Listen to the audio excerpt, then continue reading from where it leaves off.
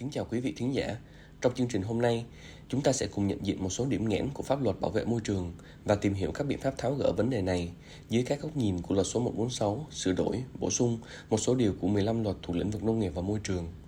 Thưa quý vị, ngày 11 tháng 12 2025, Quốc hội đã chính thức thông qua luật số 146, trong đó có một số nội dung sửa đổi, bổ sung đối với luật bảo vệ môi trường nhằm kịp thời tháo gỡ các bất cập trong quy định pháp luật hiện hành thuộc lĩnh vực nông nghiệp và môi trường, đồng thời đơn giản hóa các thủ tục hành chính và sửa đổi quy định về thẩm quyền phù hợp với các cải cách về tổ chức bộ máy nhà nước.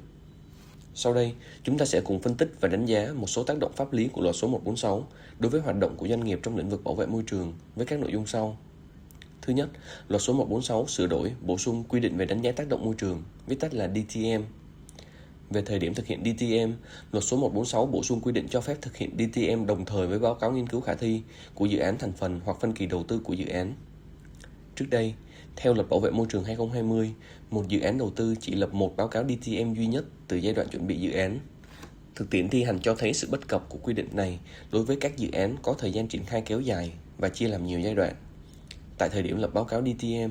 chủ đầu tư thường mới chỉ hoàn thiện thiết kế cơ sở cho giai đoạn đầu, chưa đủ thông tin chi tiết để đánh giá chính xác tác động môi trường cho các giai đoạn tiếp theo.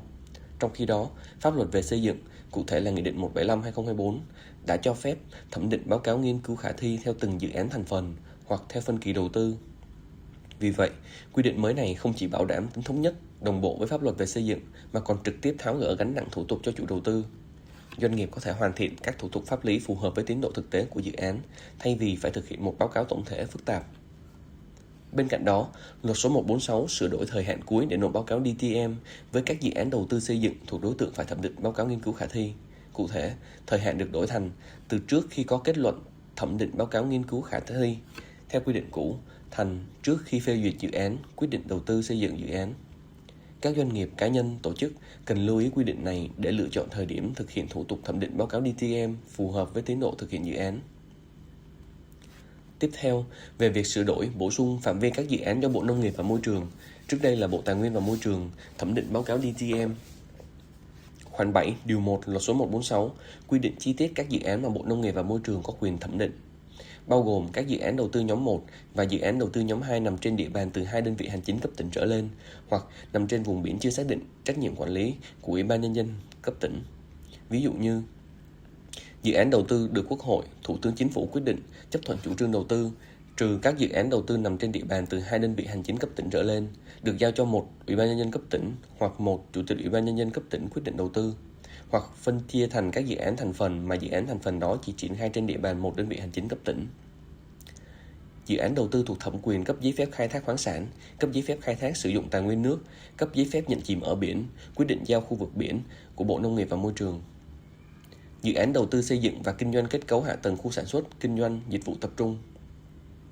Dự án đầu tư có quy mô sử dụng đất, đất có mặt nước lớn, trừ dự án thủy điện, dự án xây dựng kết cấu hạ tầng giao thông hoặc tuyến đường dây tải điện hoặc hạ tầng viễn thông.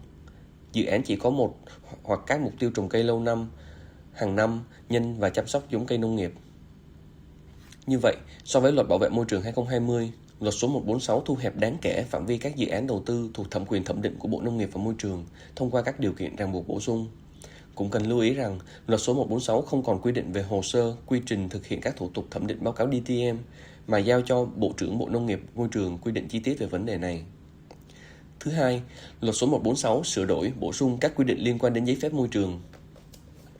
Về đối tượng phải có giấy phép môi trường, theo khoản 9 điều 1 luật số 146, các đối tượng phải có giấy phép môi trường là các dự án đầu tư thuộc nhóm 1, nhóm 2, nhóm 3 và thuộc một trong các trường hợp sau đây. Trường hợp 1, có phát sinh nước thải hoặc bụi, khí xả thải ra môi trường phải được xử lý khi vận hành chính thức, theo quy định của Chính phủ. Trường hợp 2, có nhập khẩu phế liệu từ nước ngoài là nguyên liệu sản xuất hoặc thực hiện dịch vụ xử lý chất thải nguy hại. So với điều 39 của luật cũ, luật số 146 đã bỏ các dự án phát sinh chất thải nguy hại phải được quản lý theo quy định và bổ sung thêm trường hợp nhập khẩu phế liệu xử lý chất thải nguy hại nêu trên để phù hợp với luật đầu tư hiện hành, do đây là những ngành nghề kinh doanh có điều kiện. Về thẩm quyền cấp giấy phép môi trường,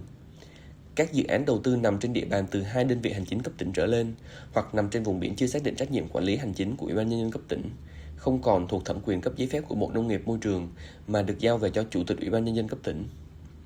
quy định mới ban hành nhằm tăng cường phân cấp, phân quyền cho chính quyền địa phương. Nội dung này và cơ chế phối hợp sẽ được Chính phủ hướng dẫn chi tiết trong nghị định tới đây. Tương tự thủ tục DTM, Luật số 146 cũng không còn quy định cứng về hồ sơ, quy trình cấp phép môi trường mà giao cho Bộ trưởng Bộ Nông nghiệp Môi trường quy định chi tiết. Bên cạnh đó, cũng cần lưu ý tới các điều khoản chuyển tiếp của Luật số 146, ví dụ như: thứ nhất, văn bản, giấy phép, giấy chứng nhận là kết quả giải quyết thủ tục hành chính đã được ban hành trước ngày 1 tháng 1 2026 và chưa hết hiệu lực thì tiếp tục được áp dụng, sử dụng theo thời hạn ghi trên văn bản đó. Trường hợp có nhu cầu sửa đổi, cấp lại, gia hạn thì gửi văn bản đề nghị đến cơ quan có thẩm quyền theo quy định tại Luật số 146. Thứ hai, tổ chức, cá nhân đã được tiếp nhận hồ sơ trước ngày 1 tháng 1 2026 mà chưa có kết quả thì tiếp tục được giải quyết theo quy định của pháp luật tại thời điểm tiếp nhận, trừ trường hợp tổ chức, cá nhân đề nghị thực hiện theo quy định của luật mới. Thưa quý vị, Luật số 146 có hiệu lực thi hành kể từ ngày 1 tháng 1 2026 và đánh dấu một giai đoạn mới trong quản lý nhà nước về môi trường. Các quy định mới không chỉ hướng tới tinh gọn bộ máy, đơn giản hóa thủ tục hành chính mà còn tạo lập hành lang pháp lý minh bạch, đồng bộ. Trước thực tế hệ thống văn bản quy phạm pháp luật đang được cập nhật liên tục, các doanh nghiệp cần chủ động nghiên cứu kỹ nội dung của Luật số 146 nhằm tận dụng tối đa cơ hội từ việc cắt giảm điều kiện kinh doanh và phân cấp thẩm quyền, đồng thời đảm bảo tuân thủ quy định của pháp luật. Trong trường hợp quý khách hàng và độc giả có mong muốn tìm hiểu thêm và tư vấn liên quan đến các chính sách và quy định mới của Luật số 146 đối với từng dự án đầu tư,